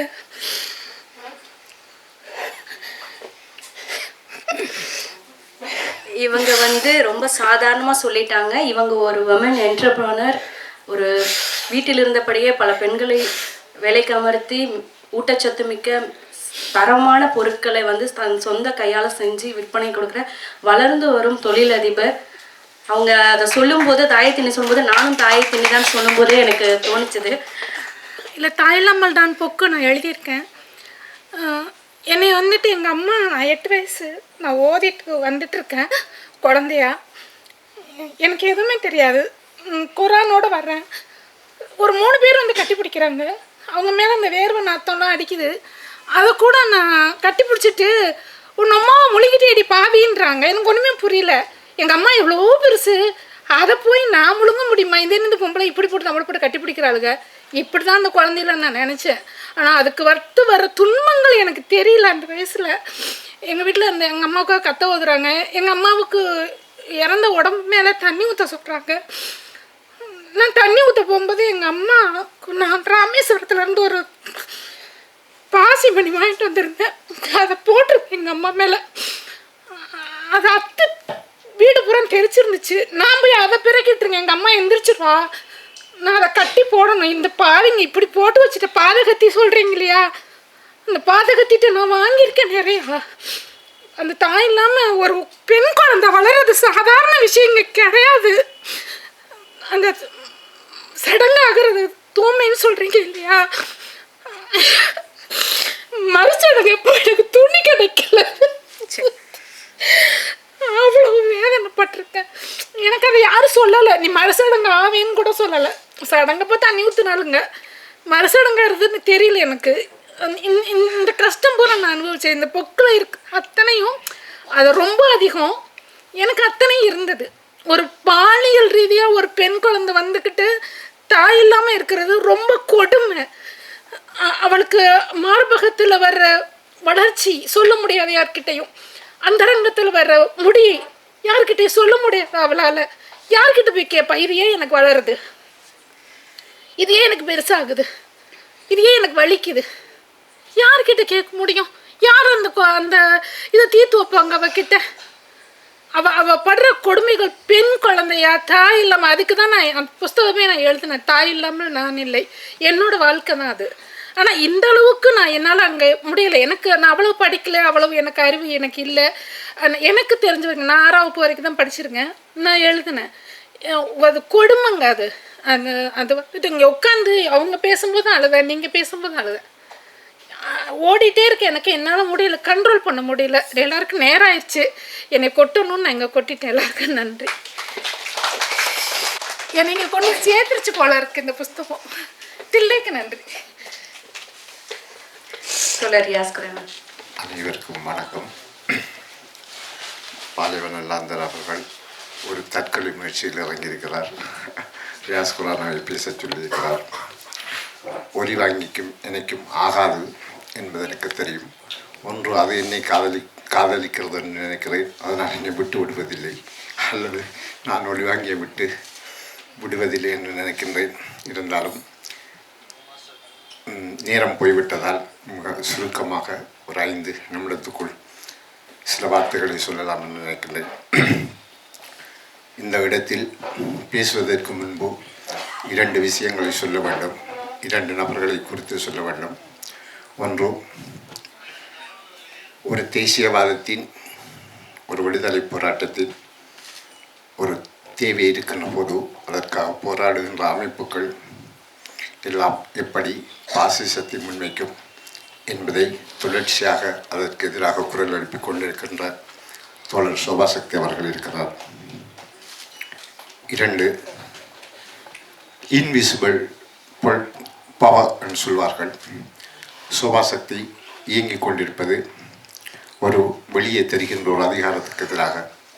அப்படி கண்ணுக்கு புலப்படாத அதிகாரங்கள் கலாச்சாரம் பண்பாடுகளில் ஊறி கிடக்கும். அவற்றை சுட்டி காட்டி எழுதுகின்ற தோழர் ஹசீன் அவர்கள் இருக்கிறார். 2 பேரும் இந்த நிகழ்வில் இருப்பதை நினைவு கூர்ந்தவராக. தோழர் தில்லி அவர்களை நான் வாழுகின்ற நிலப்பரப்பில் தான் அவர் இருந்தார். ஒரு 40 கிலோமீட்டர் தூரத்துக்குள் தான் 2 பேரும் வசித்து வந்தோம். இருந்தாலும் அவரை நான் சந்தித்ததில்லை. பின் என்னுடைய கவிதை நூலை தொகுப்பாக போடுவதற்கு அவர் கோமகன் என்கின்ற ஒரு நபரை ஊடாகத்தான் என்னோடு தொடர்பு கொண்டார்.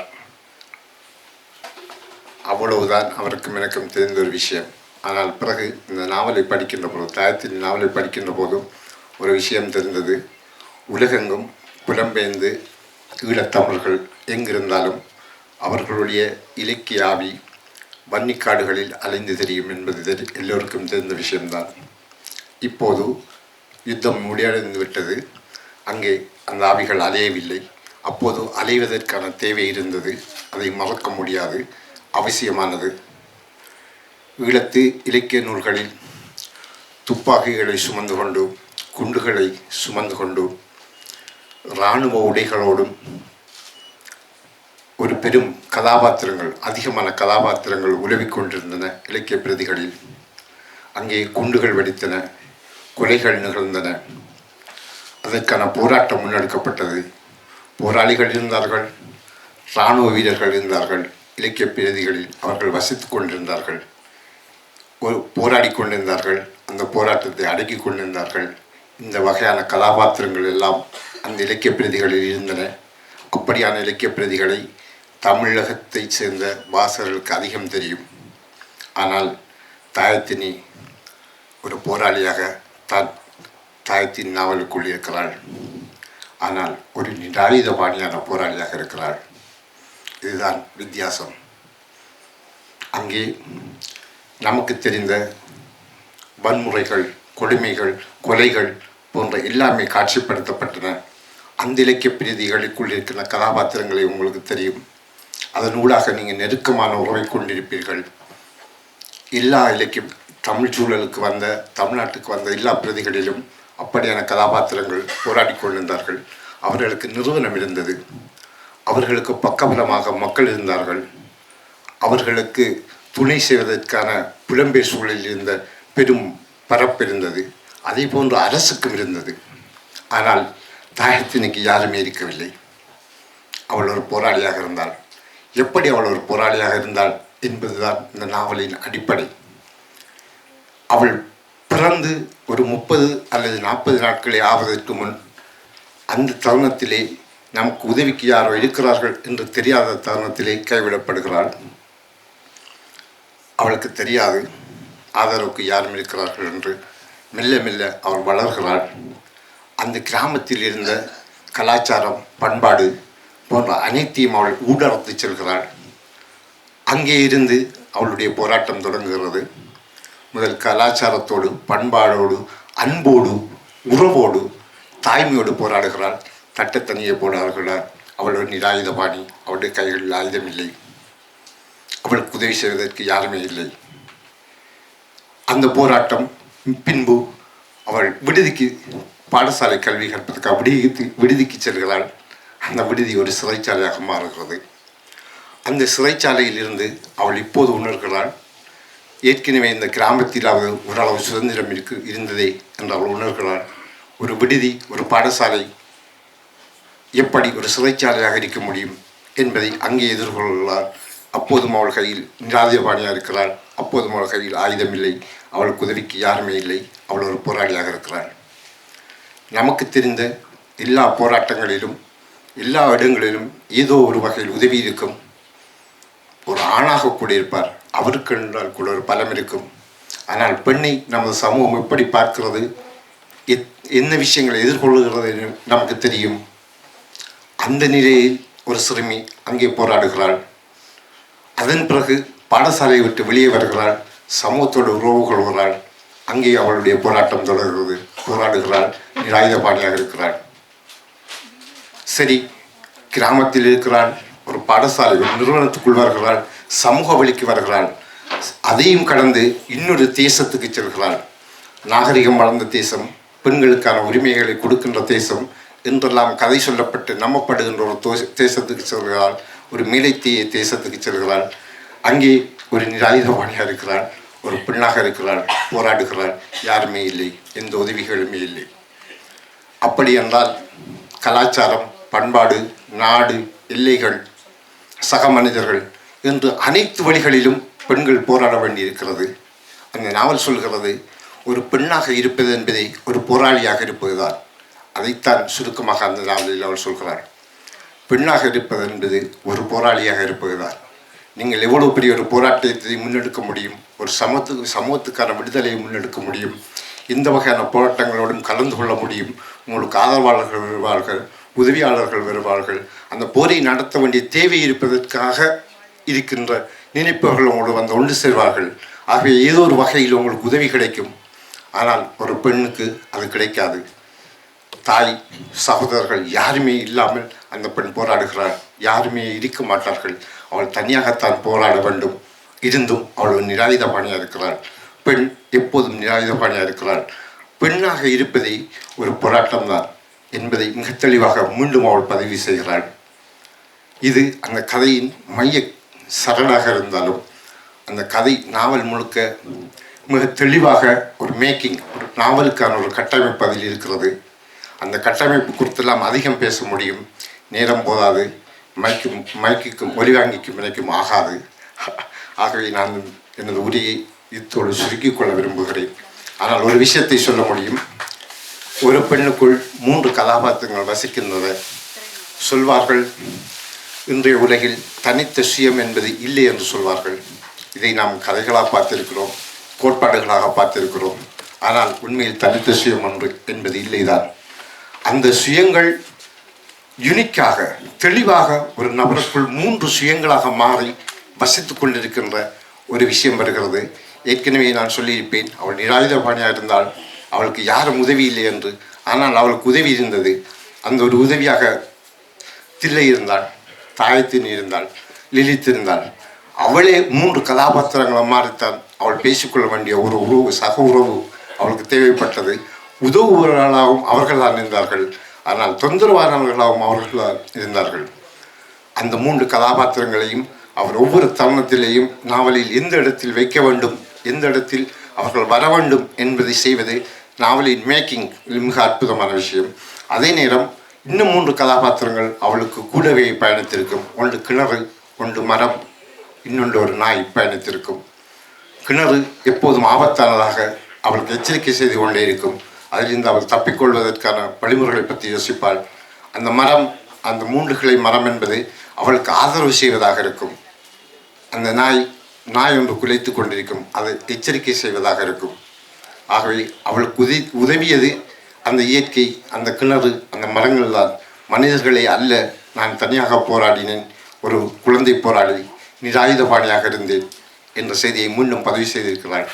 ஆகவே அது நாவலின் கட்டமைப்பு குறித்து விரிவாக பேசுவதற்கான நேரம் இதுவல்ல என்பதால் எனது சிறிய உரையை முடித்துக் கொள்கிறேன். எனக்கு அந்த வாய்ப்பை தந்த தோழர் பாலைவன லாந்தர் அவர்களுக்கு நன்றி தெரிவித்துக் கொண்டு விடைபெறுகிறேன். தோழர் ஹசீன் அவர்களை மேடை கலைக்கிறேன். ரியாஸ் அவர்களுக்கு சிறப்பு பரிசு தரேன். இன்னும் 2 நபர்கள் சிறப்பிக்க வேண்டும்.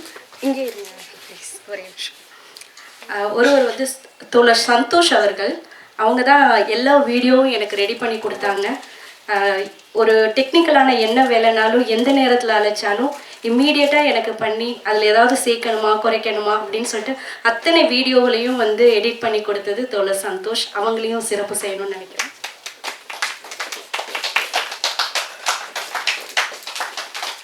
அடுத்து இறுதியாக, ரொம்ப அறுதியாக, ரொம்ப முக்கியமாக, இந்த ஒட்டுமொத்த நிகழ்ச்சியும் இந்த ஒட்டுமொத்த நபர்களுக்கும் என்னையும் சேர்த்து இந்த ஒட்டுமொத்த நபர்களுக்கும் சரிசமமான தில்லையின் அன்புக்கும் தில்லையின் குரலாக தமிழகத்தில் ஒலித்து கொண்டிருக்கும் அவர்களுடைய உற்ற நண்பர் தோழர் சிராஜுதீன் அவர்களை மேடை கலைக்கிறேன்.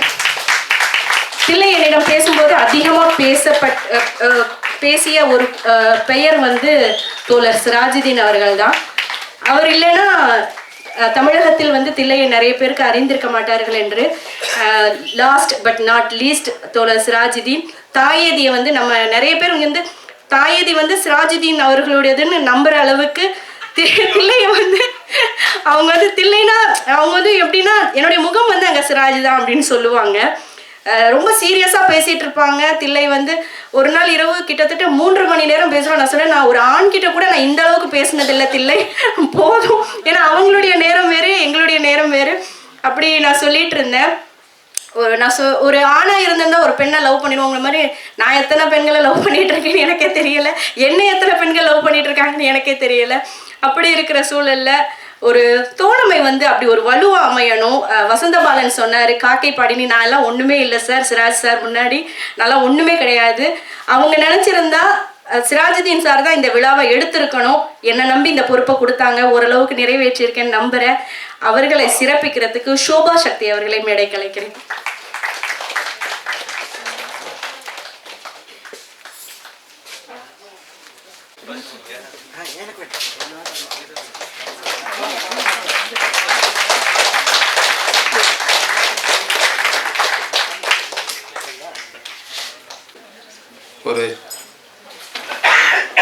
அவங்களுக்கு நான் ஒரு சின்ன அறிமுக கட்டுரை எழுதினேன். அது அதிகபட்சம் போனால் ஒரு 5 நிமிஷத்தில் படிச்சிடறேன். நான் வந்து தாயை திண்ணை எப்போதும் ஒரு நிரந்தர உண்மை தொற்றி தொடர்கிறது. விண்கலத்திலிருந்து வீசி எறியப்பட்ட அனாதை உணர்வு அவளிடம். அவள் வாழ்வு உள்ளும் புறமும் எரிந்து கொண்டே இருக்கிறது. உயிர் சிதையாய் அவளின் திமிர்த்த அகம் புயலில் நிற்கும் ஒற்றை கான்கிரீட் தூண் போல நின்று கொண்டே இருக்கிறது. இறுக்கி கட்டப்பட்ட அனைத்தின் மீதும் ஏதேனும் ஒரு கட்டாரியை தொடர்ந்து வீசிக்கொண்டே இருக்கிறது. தாயை திண்ணி வாசிப்புக்கிடையே நமக்கு ஒரு செய்தியை சொல்லத் தொடங்குகிறாள். அது மெதுமெதுவாக ஒரு கேள்வி அல்லது கிழவிகள் ஒரே செய்தியை பல கதைகளாக மாற்றி தன் நுட்பமாகி அந்த இரகசிய கிடங்கிற்குள் வாசிப்பவனை வீசி எறிகிறது. இந்த சமூகம் தன் மீது பூசிய கணக்கற்ற தார்கரைகளை நீக்கம் செய்யும் எத்தனைப்பில் காய்ச்சப்பட்ட கொதிக்கும் அதே தார் உருளைகளை அவள் நம்மையும் குளிப்பாட்டுகிறாள். மனித சமூகம் தன் கண்காணிப்பின் ஒழுங்கை பெண்களிடமிருந்து தான் தொடங்குகிறது. வளர்ப்பு பிராணியாக மாற்றப்பட்ட நாய் தான் ஒரு மனிதனாக கருத தொடங்கிய 1000 ஆண்டுகளாகிவிட்டன. அன்பு, கருணை என்ற பல்வேறு மாம்ச துண்டுகளை பரத்தி இடுப்பில் சுருக்கி பார்க்கும்படி அணிந்தும் அவ்வப்போது அவளுக்கு துணுக்குகளை வீசியும் காட்டும் ஆணாதிக்க அக்கறையை சிறு பெண் மீது வழியும் கண்காணிப்பின் அதிகார பிசுபிசுப்பை துடைத்தெறிய தாயை திணித்தன் கவட்டை சதா கழுவிக்கொண்டே இருக்கிறாள். யுகயுகமாய் துயர் நினைவுகளால் நிரப்பப்பட்ட அந்த கிணறு ஊளையிற்று அதிர்ந்து கிடுகிடுக்கிறது. மனிதகுலம் கண்டுபிடித்த முதல் எந்திரம் பெண்ணுடல்தான். மேலும் ஒரு தந்திரமாகவே பெண்ணையே பெண் மீதான கண்காணிப்பு கருவியாக மாற்றியதன் வழி தன் வேலை சுமையை பாதியாக குறைத்தது. அதன் அதிகாரத்தின் படிநிலை விரிவுபடுத்தி கொண்டே தன் படிநிலையை விரிவுபடுத்திக் கொண்டே போகிறது. பானாபெட்டிகன் எனும் கண்காணிப்பின் உபாயங்களில் மிக தேர்ச்சி உடையதாக ஆகியுள்ளது.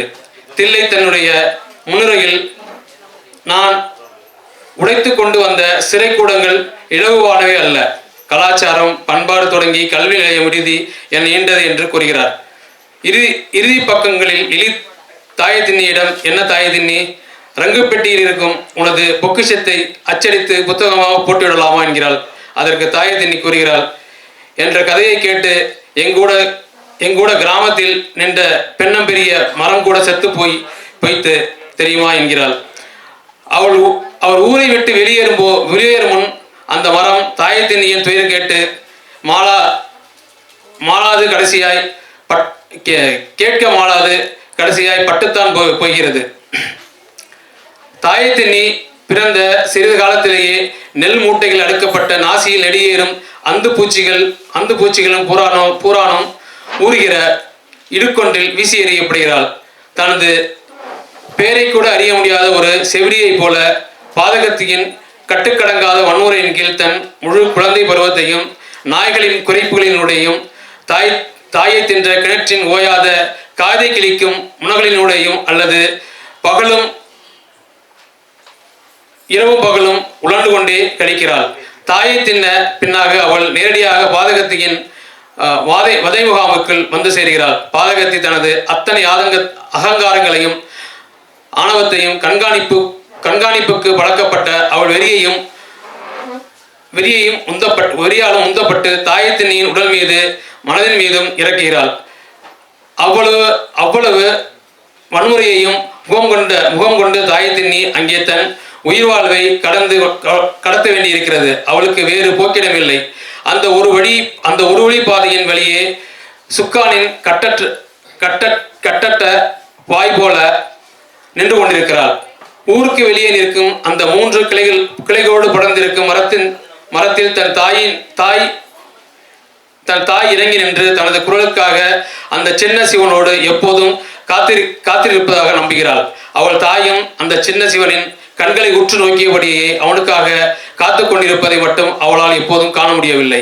ஆயினும் அந்த மரம் உண்மையாகவே அவளின் குரலுக்காக தன் காதுகளை எப்போதும் திறந்து வைத்திருக்கிறது. ஒரு நாள் பாதகத்தின் அறைக்குள் ரகசியமாக நுழையும் தாயத்தின்னி ஒரு ஊறுகாய் போத்தலை அங்கே கண்டதும் அவள் உடலே நாவாக மாறி பிடிக்க தொடங்குவதை அனுபவிக்க முயல்கிறாள். அவள் உடல் ஊறுகாய் என்ற ஒன்றையே அறியாத பசியில் புளித்து சலித்த ஒன்று. தனக்கு தெரியாமல் அந்த வீட்டினுள் பல அறைகளுக்கான பாதைகள் இருக்கலாம் என்பதை உணரும் போது திடுக்கிட்டு பதறுகிறாள். பின் நாட்களில் தீராத அகதிமையின் வாழ்வை அடையும் போது உலகம் பல ரகசிய அறைகளையும் பாதைகளையும் கொண்டது என்பதை உய்த்து உணர்கிறாள். அவளிடம் எரிச்சல் அடையும் பல பொழுதுகள் ஒன்றில் பாதகத்தை கேட்கிறாள்.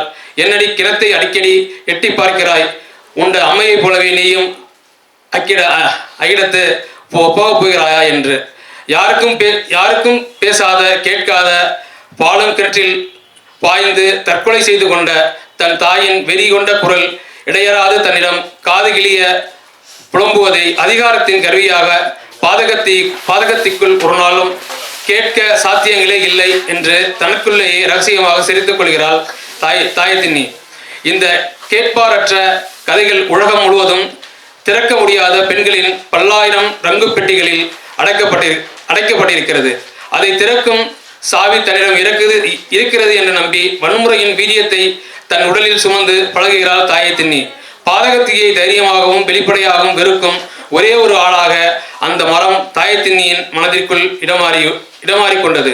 அதன் பிறகு தனக்கு நடக்கும் ஆக்கினைகளை மரத்திடம் மட்டுமே முறையிடத் தொடங்குகிறாள்.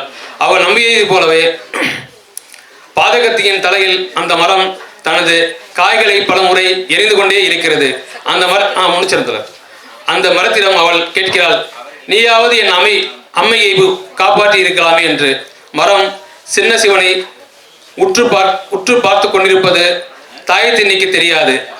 அந்த மரம் அதிகாரமற்று போன பெண்களின் பொது உயிராற்றலின் பெரு குறியீடாக கதை முழுவதும் எடுத்துச் செல்கிறது.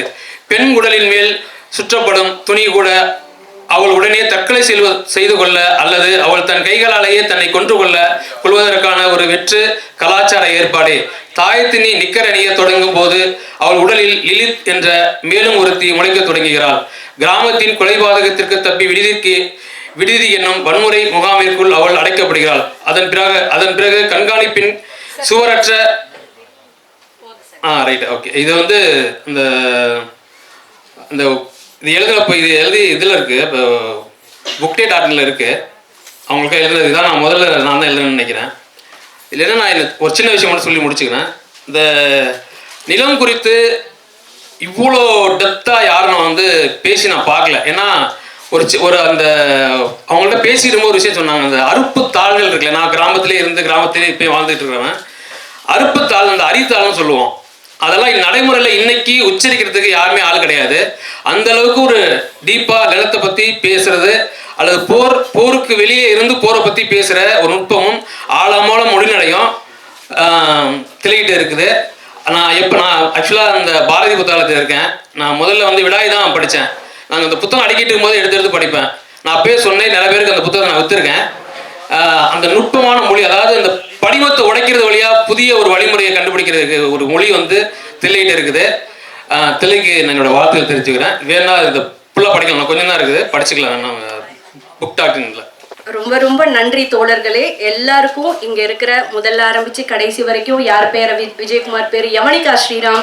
யவனிகாவை பார்த்ததும் நினைச்சேன் என்ன எங்க வந்திருக்கீங்க அப்படின்னு சொல்லிட்டு இருந்தேன். நிறைய பேரை விட்டுட்டேன், மன்னிச்சுக்கோங்க. ஐயப்ப மாதவன் சார் வந்து முழுக்க நின்று போட்டோ எடுத்து கொடுத்துருக்காங்க. லார்ட் பாஸ்கரன்.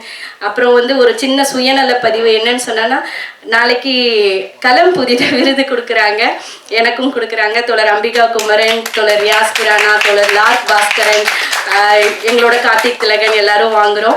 வாய்ப்பு இருக்கும் நண்பர்கள் நிச்சயமாக வரணும்.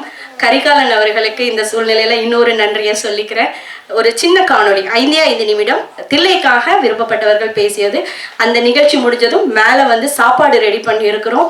காய்கறி சாப்பாடும் இருக்கு, வெஜ் பிரியாணியும் இருக்கு, சிக்கன் பிரியாணி இருக்கும். யார் யாருக்கு என்ன வேணுமோ சாப்பிடுங்க. தயவு செய்து வீட்டில் யாருக்காவது வேணும்னா கூட பார்சல் எடுத்துட்டு போகலாம். அந்த மாதிரி ஏற்பாடு செய்துவிட்டோம். எல்லாரும் இருந்து சிறப்பிற்றதுக்கு மிகவும் நன்றி. இன்னொரு 5-10 நிமிஷத்துல நிகழ்ச்சி ஆரம்பிச்சு மைக் செக் பண்றதுக்கு